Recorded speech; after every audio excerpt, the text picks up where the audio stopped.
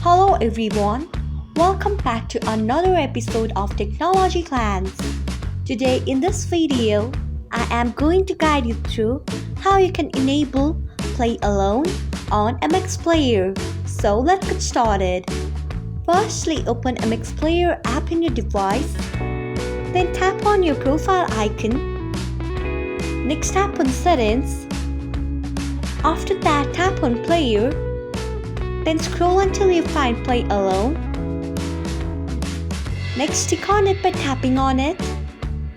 So this is how you can enable Play Alone on MX Player. Thanks for watching. If you found this guide helpful, we would love it if you hit the thumbs up button below. We upload great new tech tutorials like this one every day, so do not forget to subscribe to our channel and hit the bell icon so that you will never miss another update.